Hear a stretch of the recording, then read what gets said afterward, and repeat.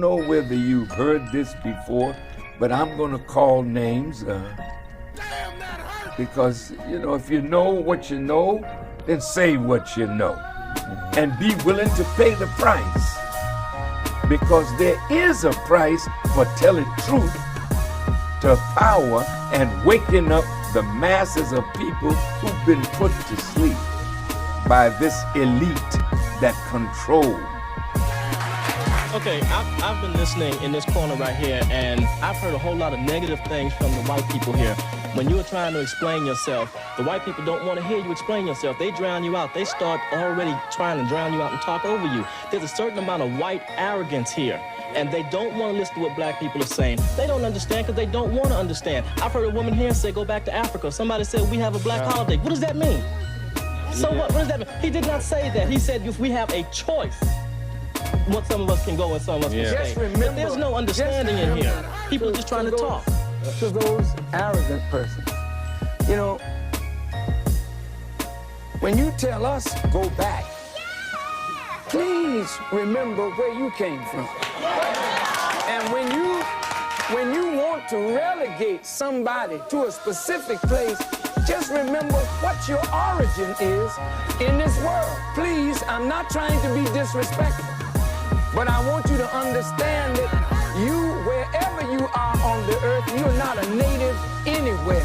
You came there and took it from the native people who are there. So please don't talk about going back, because if others talk to you about that, where would you go?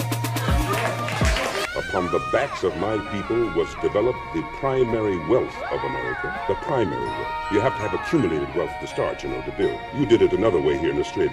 You had to build your accumulated wealth too. You just came and took it, and that's what they did in most of the countries. That's what you Europeans did. You just took it. We got to catch up with you. What did you think of black and white at the time? What did you think of white folks? I didn't think they were real. I didn't think they were real people. Really? I thought they were white folks. What? I thought they were white folks. What do you mean? You didn't think they were real? You don't think they had arms and legs? Oh, no, they had arms and legs, but they didn't have innards like other people.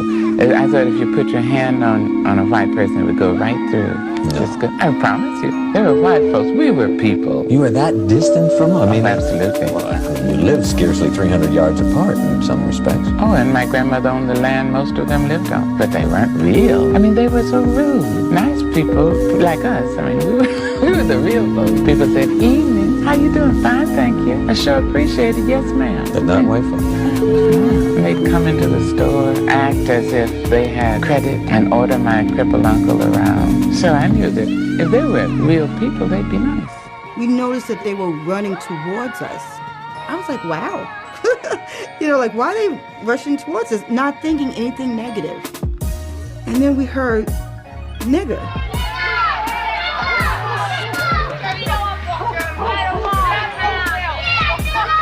They surrounded my best friend at the time, Marina. One of the young men hit her, and they started calling us names. They started throwing rocks. Hearing the word, hearing it directed at me, why are you calling me that? That's not me. I've always been told that's not me. I didn't understand. It's like, who do you think you are to say we can't come here? Like, how dare you? What happened to you? This little butt, he threw the rock. He tried to hit my sister, but he almost hit me about that much away from me. And I was sure wish he had hit me with that rock. I would pick up the rock right next to me and hit him right dead in his face. I was just kind of amazed to see that people could act like that, to tell you the truth. That was really the first when I was like, wow, people do not like black people. They will always do that. They always spit on us like we some dogs. They always gonna back on them. Ain't nothing gonna change. I immediately was reminded of those programs my parents would have me watch with the dogs and the hoses and people trying to vote and being killed and lynched. It went right back to my history in this country. It just linked me immediately with that whole experience because I felt it. Do you forgive them? No.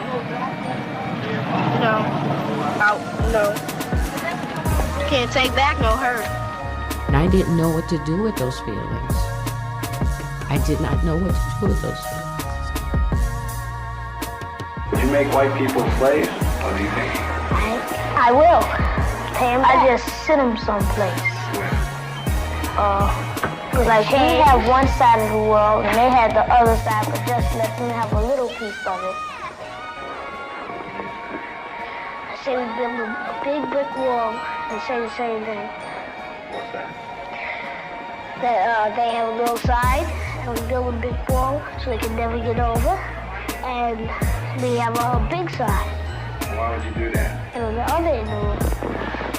So they won't get on our side. I mean, you think they just mess up or what?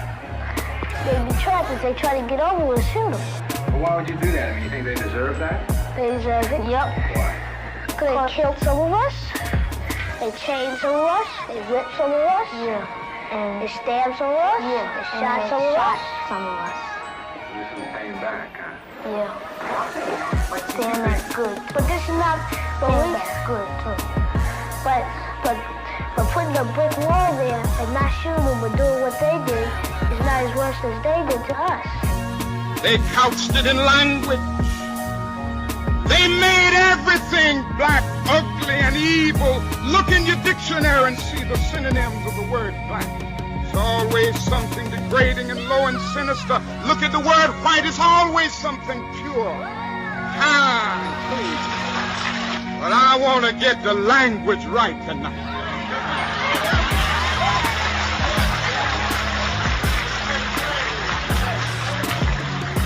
I want to get the language so right that everybody here will cry out, yes, I'm black, I'm proud of it, I'm black and beautiful. It means nothing to me, not boxing, when it comes to the freedom of your people. So everything I'm doing, if it means hitchhike tomorrow, if it means be raggedy, if it means look for a job, I'll be happy because I can go to bed, my conscience is clear, and I didn't sell out or trade my people just because I could be rich in Hollywood with a yacht out here on my, that could be my yacht right there. Imagine it's valued at $200,000, but I wouldn't want that damn yacht if I couldn't go back over in the black neighborhood and protest a black woman being raped. The hell with the yacht, the hell with the championship. So I want the people to know this, you understand? Your comments appear to bespeak a position, a political position in which you have no interest at all in reaching out and hoping and working for a multiracial community of harmony and peace. Am I correct in saying you have forsaken that idea? My arms are tired, Phil. We've reached out for 500 years. Too late now. We've faced tanks. We faced water hoses and cattle prods. Vicious dogs bit the breasts of black women off in those protest marches of the civil rights movement. Vicious four-legged dogs sicked on us by two-legged dogs, bit into the groin and the private parts of black men, women, and children. So, Mr. Donahue, I believe that the white man is absolutely disagreeable to live with in peace, and that no one has been able to get along with him nowhere on the face 196,940,000 square miles of the planet Earth. There will come a time when black people wake up and become intellectually independent enough to think for themselves as other humans are intellectually independent enough to think for themselves. Then the black man will think like a black man, and he will feel for other black people. And this new thinking and feeling will cause black people to stick together. And then at that point, you'll have a situation where when you attack one black man, you are attacking all black men. And this type of black thinking will cause all black people to stick together. And this type of thinking also will bring an end to the brutality inflicted upon black people by white people. And it is the only thing that will bring an end to it. We have to recognize who our major enemy is. The major enemy is not your brother, flesh of your flesh and blood of your blood. The major enemy is the hunky and his institutions of racism. That's the major enemy. That is the major enemy. Many of our people's minds have been whitewashed. If a Negro comes up to you and you turn your back on him, you got to run to the hunky. We're going to take time and patience with our people because they're ours. They're ours. All of the Uncle Toms, we're going to sit down and we're going to talk. And when they slap, we're going to bow. And when they slap, we're going to bow. And we're going to try to bring them home. And if they don't come home, we're going to off them. That's all. That's all.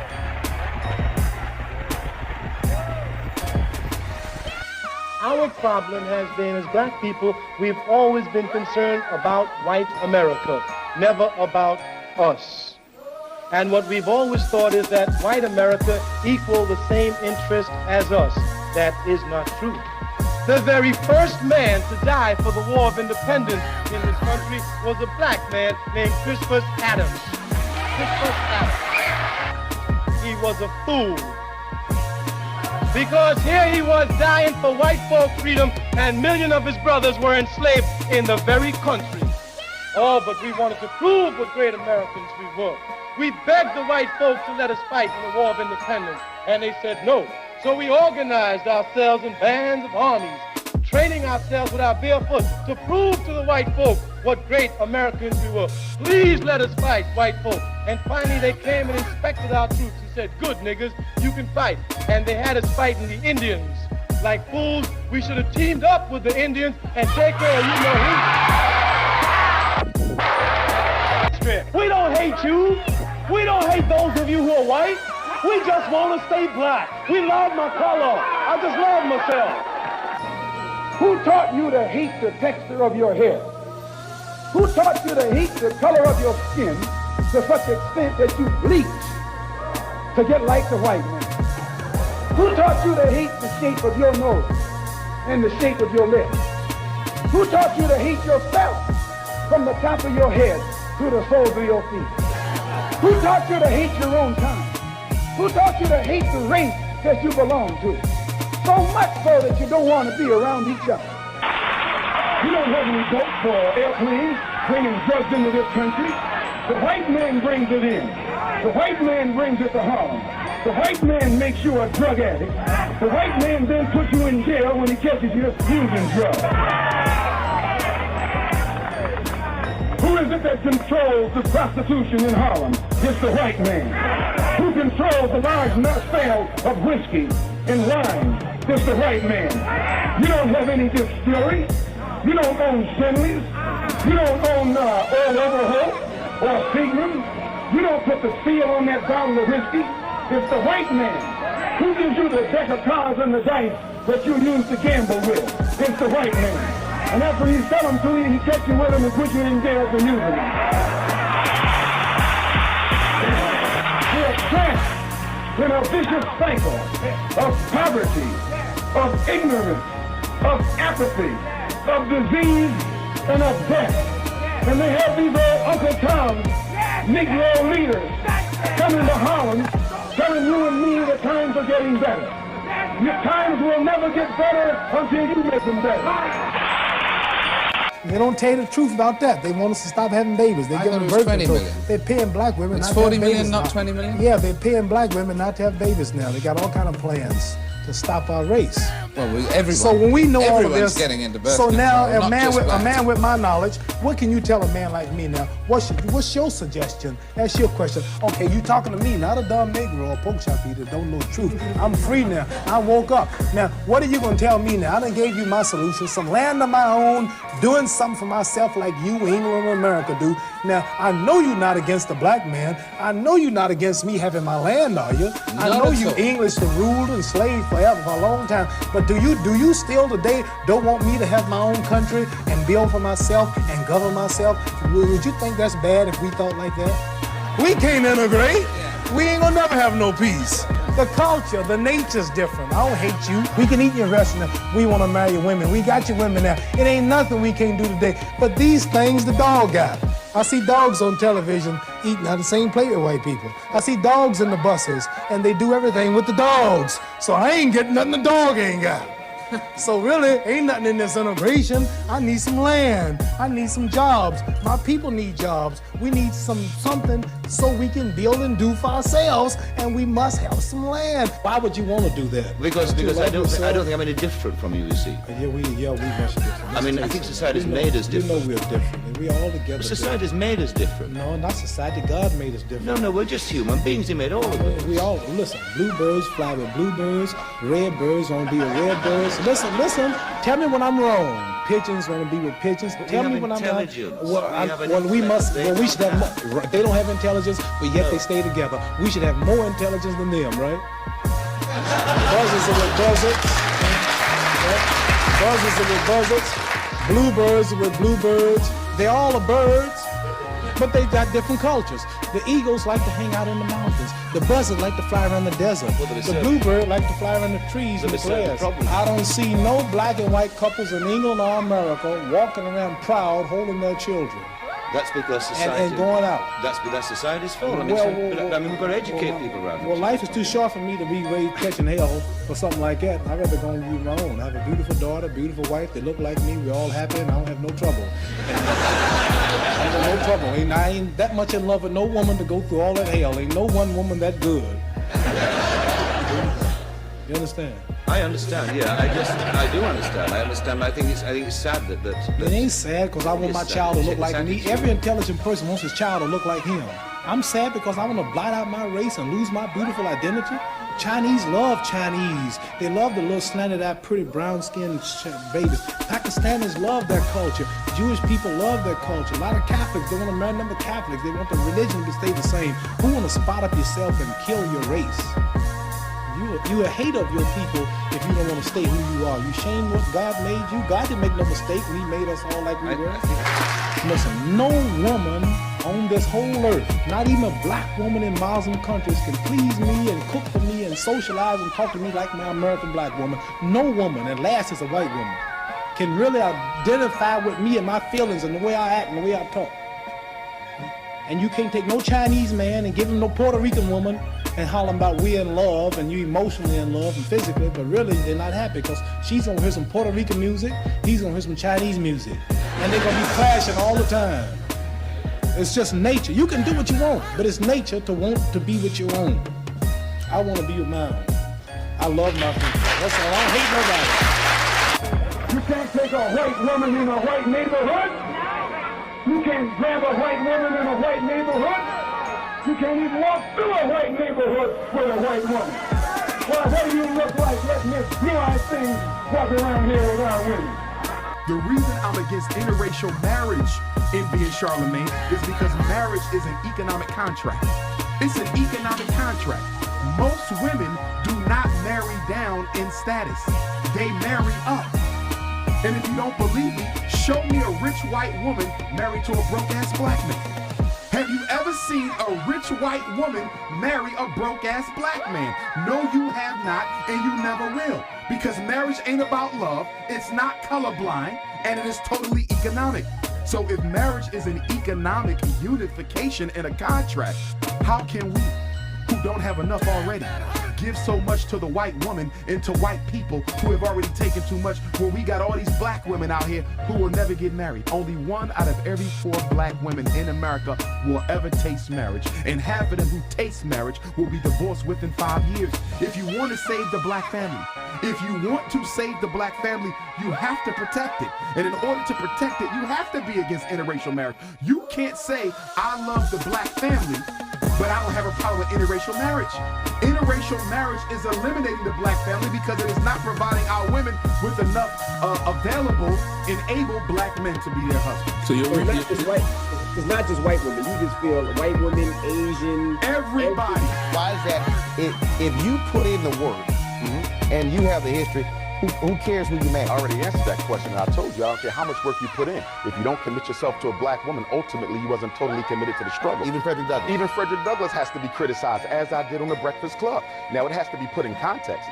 He didn't marry the white woman until he was an old man, after his wife, Anna Murray Douglass, of 50 years, a blue-black chocolate woman through whom all my cousins were born. He was an old man when he did it, but nonetheless, he did it. And yes, he has to be criticized on that. because a black man needs to be with a black woman, and it is a contradiction. I don't care how much work you think you've done for black folks to not commit yourself to a black woman. Hold tight 1 second. I got more questions when we come back. I would argue the reason black men marry white women is because they wish they were white themselves. And having the white man's prize, his queen, is a psychological symbol to myself that I am equal to him.